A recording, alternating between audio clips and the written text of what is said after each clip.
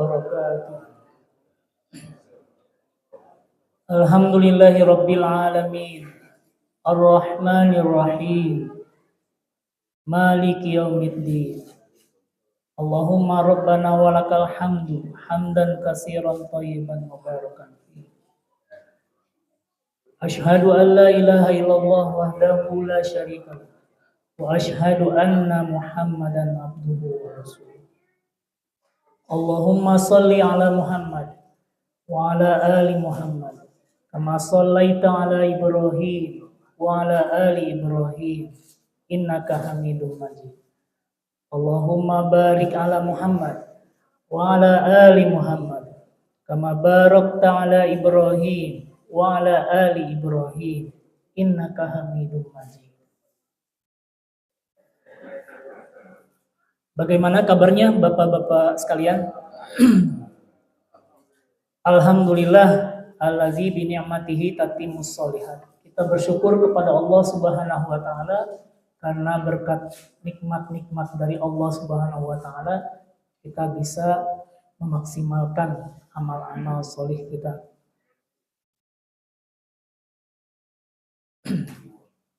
Kita sudah berada di bulan Muharram, yakni di bulan pertama dari tahun Hijriah. Jadi Bapak sekalian, kita umat Islam ini punya kalender sendiri. Punya kalender sendiri. Walaupun ketika Nabi masih hidup, perhitungan kalender Hijriah ini belum ada. Perhitungannya belum ada, akan tetapi pergantian bulannya itu sudah ada ya. Sudah ada. Jadi ketika hilal itu muncul maka berganti bulan baru. Dan dalam setahun itu ada 12 bulan. Ada 12 bulan. Nah, semenjak kapan kalender Hijriah ini mulai ada? Yakni dimulai ketika di masa kekhalifahan Umar ya. Kekhalifahan Umar Ibnul Khattab. Kekhalifahan yang kedua. Bangsa-bangsa lain ada kalender bangsa Cina gitu. Orang Tiongkok, orang-orang Tiongkok punya kalender sendiri. Orang India punya kalender sendiri, ya orang Hindu. Begitu pula dengan orang Kristen. Mereka punya Christian kalender, punya kalender Kristen. Nah, kita umat Islam juga punya kalender. Nah, kalender kita itu kalender Hijriah. Kenapa dinamakan kalender Hijriah? Karena dimulai ya, momentumnya itu diambil dari peristiwa hijrahnya Nabi yang kita cintai, Nabi Muhammad Sallallahu Alaihi Wasallam. Jadi peristiwa hijrah ini termasuk peristiwa yang begitu menjadi perhatian ya dari para sahabat sehingga dijadikan patokan ya, penentuan dari kapan dimulainya penanggalan Hijriah dalam Islam. Nah, kita pada tahun ini ya sudah 1448 Hijriah. 1448 Hijriah. Artinya apa? Artinya semenjak Nabi hijrah itu sudah 1448 tahun. Jadi 1448 tahun yang lalu terjadi peristiwa hijrah. Jadi Nabi berhijrah dari Makkah ke Madinah. Dari Makkah ke Madinah. Dalam Al-Quran Allah berfirman, Allah Subhanahu wa taala berfirman, Innal ladzina amanu wal ladzina hajaru wajahadu fi sabilillah ulaika yarjuna rahmatallah wallahu ghafurur rahim. Innal ladzina amanu, sungguhnya orang-orang yang beriman, wal ladzina hajaru, dan orang-orang yang berhijrah, wajahadu fi sabilillah, dan orang-orang yang berjuang di jalan Allah. Ulaika yarjuna rahmatullah. Itulah mereka orang-orang yang mengharapkan rahmat kasih sayang Allah Subhanahu wa taala. Wallahu ghafurur rahim. Dan Allah itu pengampun lagi penyayang. Nah, jadi ada tiga kosakata penting Pak di ayat ini. Tiga kosakata penting: iman, hijrah, iman, hijrah, dan jihad. Iman, hijrah, dan jihad. Nah, inilah yang Nabi lakukan ketika di Makkah dahulu, ya. Bagaimana Rasulullah Shallallahu Alaihi Wasallam membina keimanan para sahabat terlebih dahulu.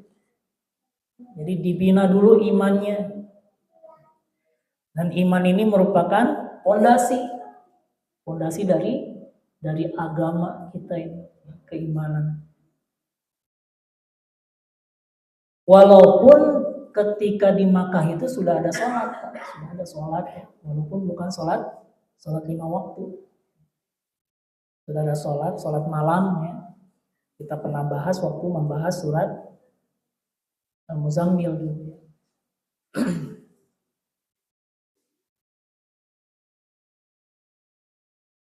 Jadi iman dibina oleh Nabi, ya. Jadi para sahabat yang dahulunya berada di masa jahiliyah, melakukan berbagai macam bentuk kemusyrikan, kemusyrikan, kejahiliahan, kekufuran, kemaksiatan, oleh Nabi dibina. Jadi walaupun belum terjadi peristiwa hijrah, peristiwa berpindah tempat dari tempat yakni Makkah waktu itu yang kurang kondusif untuk berdakwah, menyebarkan Islam, begitu banyak gangguan, rintangan, ancaman, mengancam bukan hanya fisik, bahkan jiwa, harta yang dirampas dan lain sebagainya. Nabi pernah diembargo, dan Nabi dan para sahabat pernah diembargo di Makkah itu. Jadi terjadilah peristiwa hijrah. Nabi diperintah untuk berpindah ke Madinah. Namun, hijrah dalam pengertian yang imateri, dalam pengertian yang imateri itu terjadi ketika Nabi membina keimanan para sahabat, ketika diajak untuk masuk Islam, ketika diajak untuk diajak kepada kalimat la ilaha illallah. Keluarganya terlebih dahulu, istri beliau, Ibunda Khadijah radhiyallahu anha. Kemudian kerabat beliau yang lain, keponakan beliau, sepupu beliau,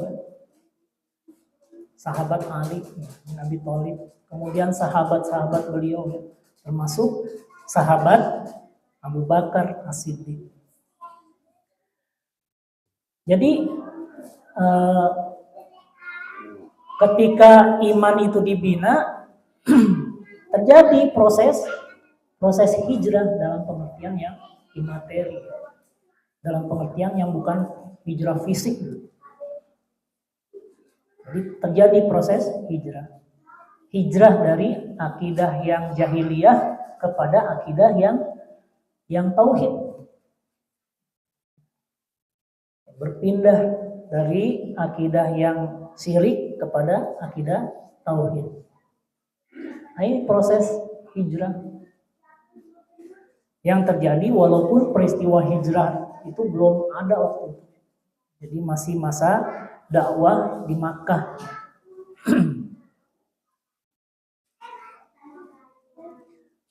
Kemudian terjadi peristiwa hijrah. Dalam peristiwa hijrah itu banyak pelajaran yang bisa diambil hikmahnya oleh kita. Nabi Muhammad SAW berhijrah walaupun beliau nabi, namun beliau berhijrah itu terpaksa dilakukan dengan sembunyi-sembunyi. Padahal beliau nabi. Melakukan hijrah ya, berpindah itu karena begitu besar ya ancaman hendak dibunuh, maka beliau melakukan hijrah itu dengan sembunyi-sembunyi, ya, ditemani oleh sahabat Abu Bakar. Namun ada sahabat yang berhijrah itu dengan terang-terangan, walaupun seorang diri, diumumkan hijrah itu. Ini sahabat Umar ya. Ini ada pelajaran penting juga dari peristiwa hijrah itu, bagaimana ternyata kekuatan itu ya ada perannya juga, ada keuntungannya juga ya. Mempunyai kekuatan ya, disegani oleh kawan maupun lawan. Sehingga apa? Sehingga musuh-musuh Allah dan Rasulnya pada waktu itu takut, ya, takut, tidak berani menghadang hijrahnya sahabat Umar ibnu Khattab.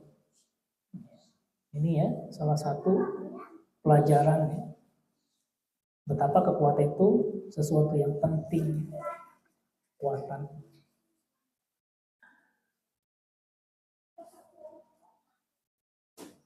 Kemudian apa? Kemudian ketika telah berada di Madinah, membina umat Islam di Madinah, barulah nanti muncul ya usaha-usaha ya, perjuangan-perjuangan dalam mempertahankan agama Islam ini dari serangan musuh. Disebut jihad, disebut berperang. Walaupun dalam pengertian yang umum, jihad itu adalah kesungguh-sungguhan, mujahadah, bersungguh-sungguh dalam melaksanakan agama kita ini, itu jihad juga. Wa man jahada fa innama yujahidu li nafsi. Siapa yang bersungguh-sungguh, maka dia bersungguh-sungguh untuk dirinya sendiri. Innallaha laghaniyun 'anil 'alamin. Sungguh Allah itu betul-betul benar-benar kaya raya ya, di alam semesta ini. Jadi berjihad ya, sudah ada sebenarnya sebelum peristiwa hijrah, dari usaha Nabi mendakwahkan Islam di Makkah. Para sahabat berjuang mempertahankan keyakinannya dari gangguan orang-orang kafir Quraisy. Itu pun sudah bagian dari jihad ya, jihad mereka. Sebelum terjadi peristiwa jihad dalam pengertian fisik, dalam pengertian perang. Jadi setelah hijrah ke Madinah baru ada perang Badar.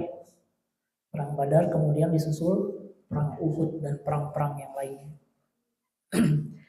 Jadi bapak-bapak sekalian, dari ayat ini ya, sungguh orang-orang yang beriman serta orang-orang yang berhijrah dan berjihad di jalan Allah, mereka itulah yang mengharapkan rahmat kasih sayang Allah. Ini adalah satu proses ya, proses pengabdian kita dalam menjalankan agama kita ini. Tidak bisa dibalik Pak, jihad dulu, baru hijrah, baru kemudian iman. Tidak bisa dibalik, iman dulu. Iman dulu ya. Iman, hijrah, kemudian jihad. Jadi kadang-kadang kan lompat Pak ya, kalau kita ikut kajian lompat. Yang dibahas sabar misalkan, yang dibahas langsung kepada qanaah atau waro, ya, tawadu. Ya. Itu adalah konsekuensi dari iman, hijrah dan jihad. Ya. Mempertahankan keimanan ya, atau kita beriman, ya, berusaha beriman pada Allah Subhanahu wa taala dengan sesungguh-sungguhnya beriman, konsekuensinya butuh kesabaran. Menjalankan ibadah, berhijrah ya, dari ibadah yang beribadah yang ala kadarnya kepada beribadah yang berkualitas. Butuh kepada konsekuensi-konsekuensi yang lain. Perlunya khusyuk dan lain sebagainya. Nah, begitu Pak ya. Bersedekah perlu tawadu, rendahan hati ya.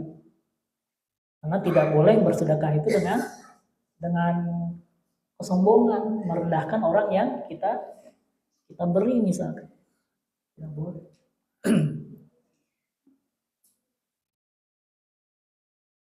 Nah, inilah ya 3 hal penting ya dari ayat ini. Iman, hijrah dan jihad. Allah Subhanahu wa taala menutup ayat ini dengan kalimat wallahu ghafurur rahim. Dan Allah itu pengampun lagi penyayang. Allah itu pengampun lagi penyayang. Jadi, Allah tahu ya. Allah tahu bahwa kita tidak mungkin ya, manusia ini tidak mungkin beriman 100%. Beriman 100% seperti para malaikat. Kenapa? Karena kita diberi pilihan. Faman syaa'a falyu'min, faman syaa'a falyakfur. Siapa yang mau beriman silakan. Siapa yang mau kufur silakan. Siapa yang ingin silakan beriman, siapa yang ingin silakan kafir. Diberi pilihan sama Allah Subhanahu wa taala sehingga keimanan itu tidak bisa mencapai 100%. Iman itu selalu naik dan turun, selalu berfluktuasi. Al-imanu yazid wa yanqus. Yazid ya, bertambahnya iman itu bita'ah, dengan ketaatan. Jadi dengan kita melakukan ketaatan, maka bertambah iman kita. Naik seperti baterai HP dicas, naik ya. Wa yanqus bil maksiat. Kan tapi iman itu juga bisa turun dikarenakan maksiat yang dikerjakan. Makanya Allah mengatakan Allah itu pengampun. Allah itu pengampun.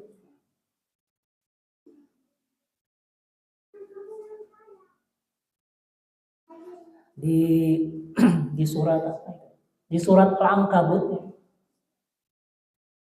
Wallazina amanu wa amilus sholihat, dan orang-orang yang beriman dan beramal soleh.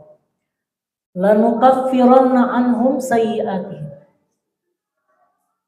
sungguh benar-benar akan kami tutup kesalahan-kesalahan mereka.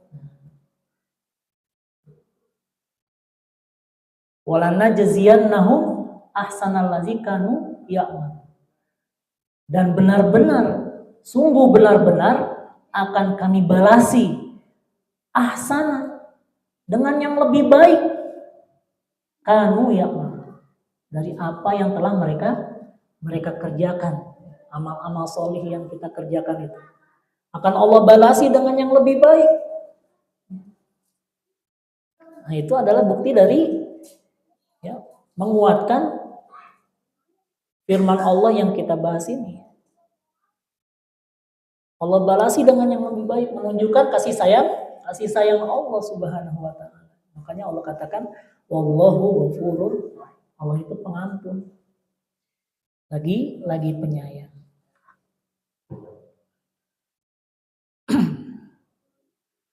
Dan peristiwa hijrah ini juga pernah kita bahas Bapak Ibu, Bapak-bapak sekalian, hadirin sidang sholat maghrib. Ya, ini hadis Arba'in yang pertama. Nabi bersabda, innamal a'malu binniyat, sungguhnya amal itu tergantung niat.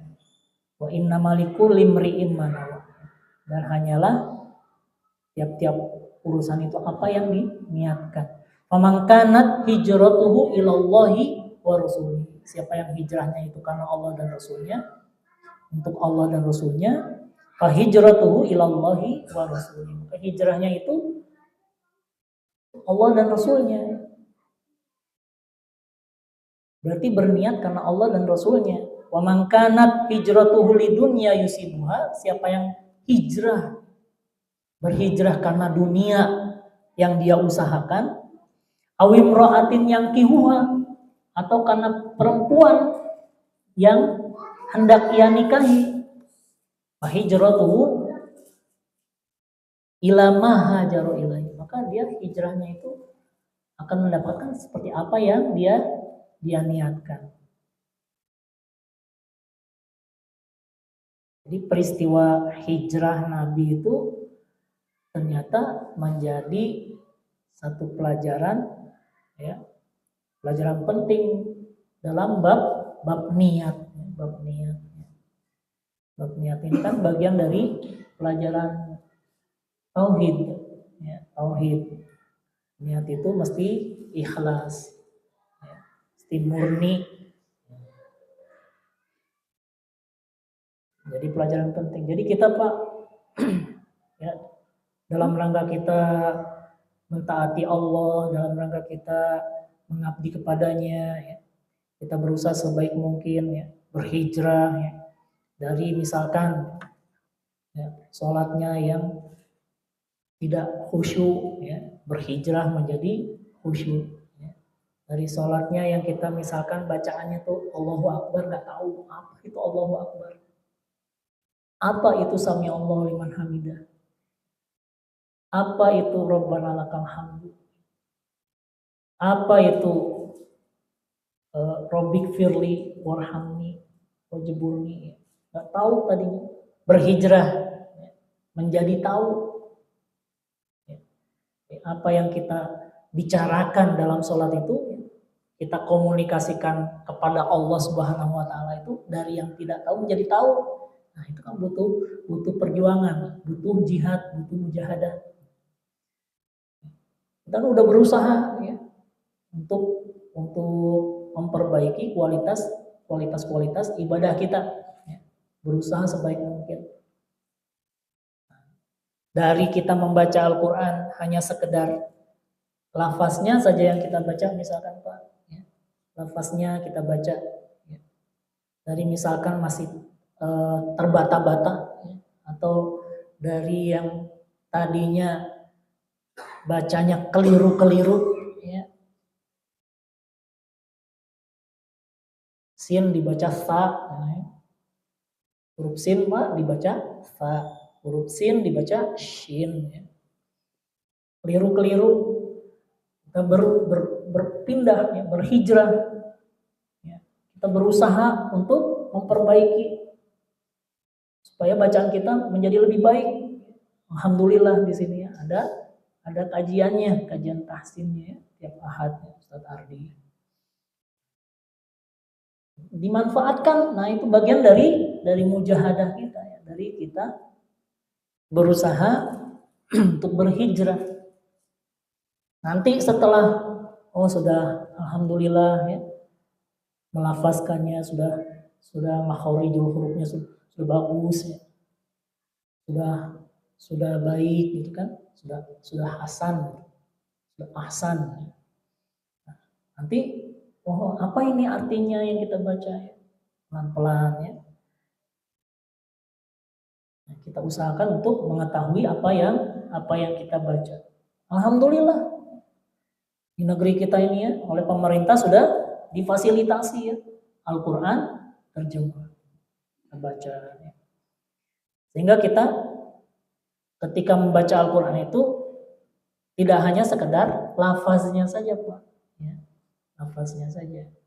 Banyak kan anak-anak kita nih ya, hafal ya, 1 juz, hafal 2 juz ya.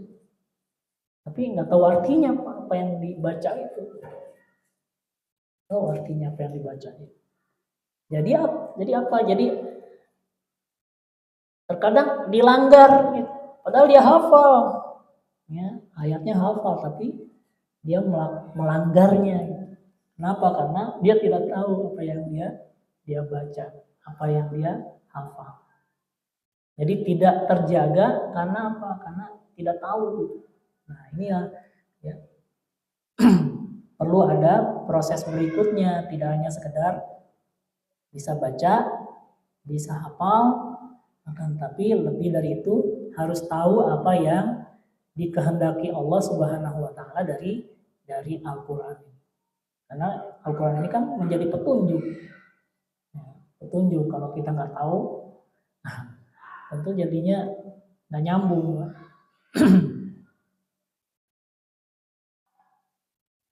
Nah, jadi dalam rangka kita memperbaiki ibadah kita, berhijrah, memperbaiki ibadah kita, ya, memperbaiki amal-amal sosial kita, ya, dengan kesungguhan, dengan mujahadah, ya, nah itu perlu niat ikhlas tadi.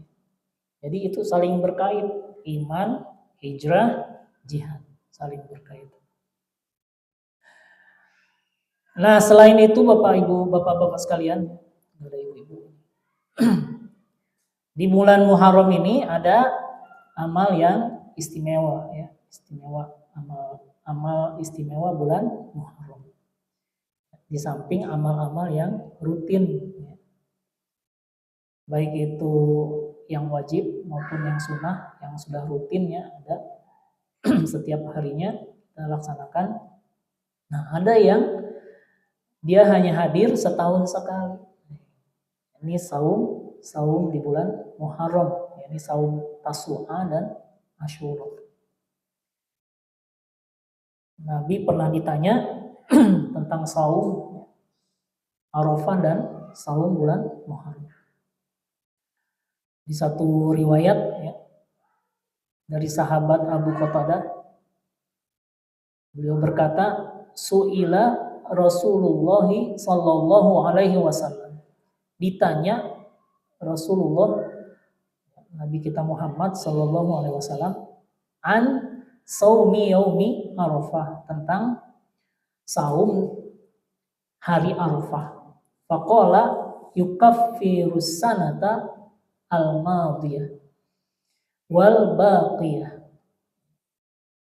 Nabi bersabda, saum yaumi Arafah itu yukaffirus sanatal madiyah wal baqiyah, menutup atau menghapus dosa-dosa setahun yang lalu dan setahun yang akan datang. Wasu'ila an saumi yaumi Asyura.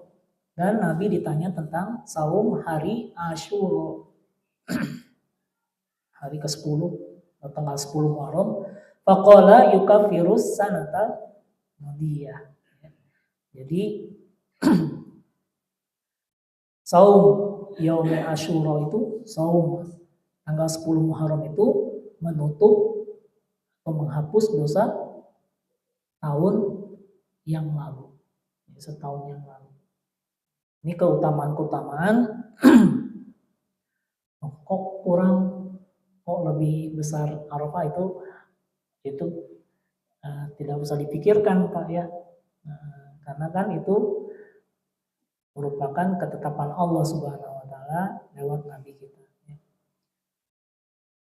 Yang penting keutamaan. Dengan kita mengetahui keutamaan dari saum ini, kita berusaha untuk saum walaupun hukumnya sunnah.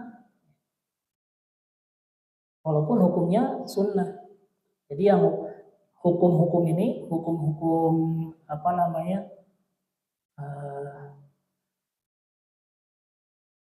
hukum yang 5 ya, wajib atau fardu, sunnah atau tatawu ya, kemudian haram, makruh, mubah.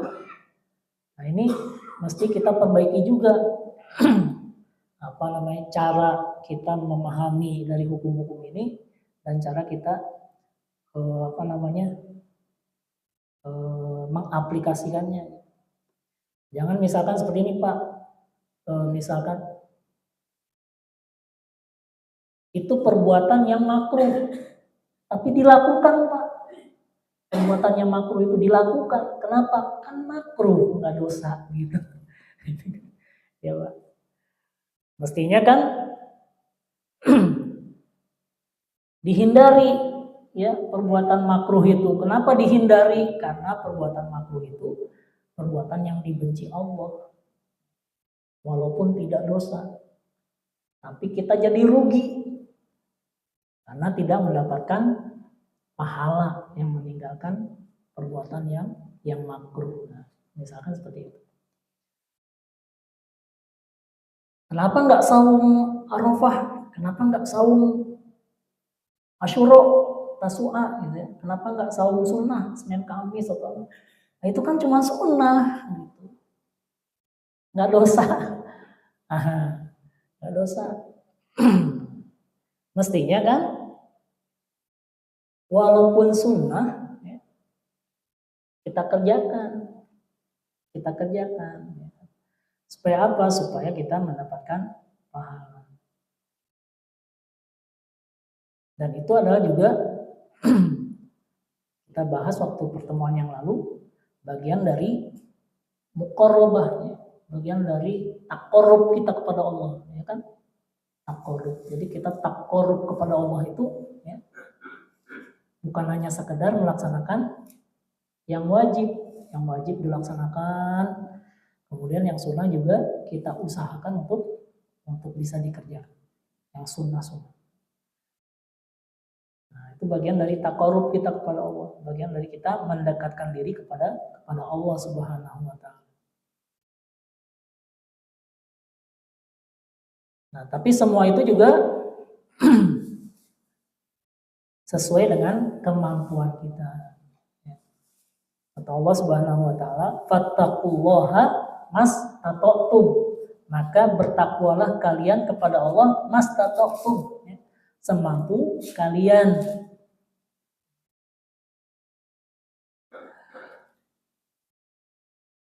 Wasma'u wa ati'u, dengarlah dan taatilah oleh kalian. Wa anfiqu khairan li anfusikum, wa anfiqu khairan li anfusikum, dan bersedekahlah dan sedekahkanlah harta, ya, untuk kebaikan kalian, diri kalian. Wa may yuqa syuhha nafsihi, siapa yang dipelihara oleh Allah dari kekikiran dirinya, fa ulaika humul muflihun, maka itulah mereka orang-orang yang beruntung. Ini di surat At-Taghabun. Di ayat selanjutnya dikatakan, ya, Allah berfirman, in tuqridullaha qardan hasanan yudha'ifhu lakum wa yaghfir lakum. Ya. Siapa yang meminjamkan kepada Allah, siapa yang memaksimalkan, mengoptimalkan pengabdiannya kepada Allah. Jadi qardan hasanan itu kalau secara bahasa kan pinjaman yang baik. Memberikan kepada Allah pinjamannya. Maksudnya memaksimalkan pengabdian kita, Pak. Mengoptimalkan pengabdian kita, ketaatan kita kepada Allah. Yudha'ifhu lakum wa yaghfir lakum. Allah akan melipat gandakan balasan bagi kalian, dan Allah akan mengampuni kalian.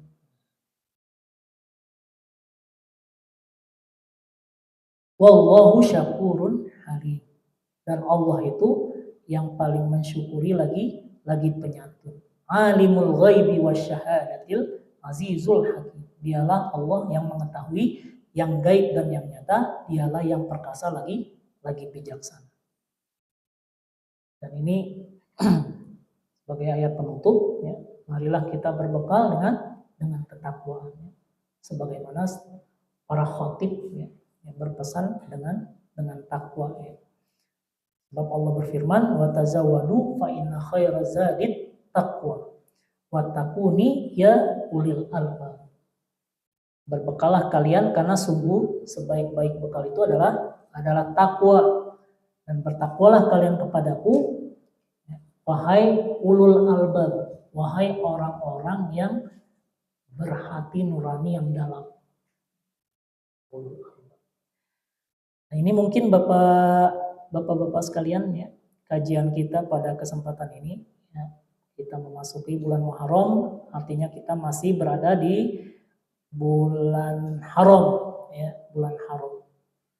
3 bulan haram yang berturut-turut, Zulqa'dah, Zulhijjah, Muharram, kemudian nanti Rajab. Ya, ada 4 bulan haram. Di bulan haram ini pahala dilipat gandakan. Jadi kita berusaha meningkatkan keimanan kita, ya, memperbaiki keimanan kita, ya, berusaha untuk berhijrah, ya, dalam berbagai kesempatan kita berhijrah menjadi lebih baik, ya, dari yang buruk menjadi lebih baik. Kemudian kita lakukan dengan mujahadah, dengan kesungguh-sungguhan, dengan jihad. Mungkin ada tanggapan Bapak-bapak sekalian? Dipersilakan.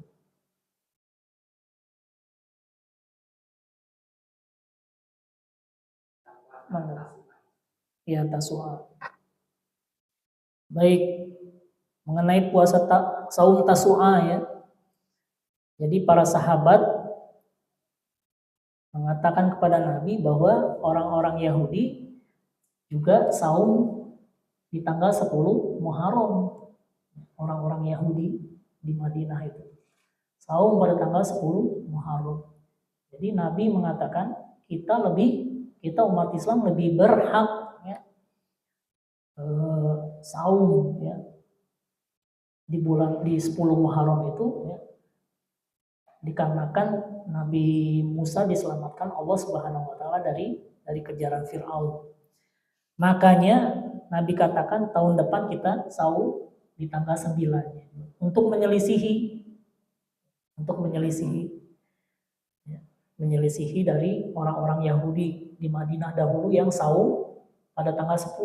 Jadi mereka saum tanggal 10 juga. Jadi untuk menyelisihi kita saum tanggal 9 dan 10. Walaupun tahun depannya Nabi tidak sempat karena sudah meninggal dunia. Jadi ini menjadi satu yang masyru', yang disyariatkan. Tanggal 9-nya kita juga saum, 9, 10 Muharram. Mungkin itu, Pak. Nah, itu jadi pelajaran juga, ya. Jika ada yang perlu diperbaiki nanti kita sampaikan. Tutup dengan doa, Rabbana atina fid dunya hasanah wa fil akhirati hasanah wa qina adzabannar. Rabbana taqabbal minna innaka antas samiul alim wa tub alaina innaka antat tawwabur rahim. Subhanakallahumma wa bihamdika asyhadu an la ilaha illa anta astaghfiruka wa atubu ilaik. Wassalamualaikum warahmatullahi wabarakatuh.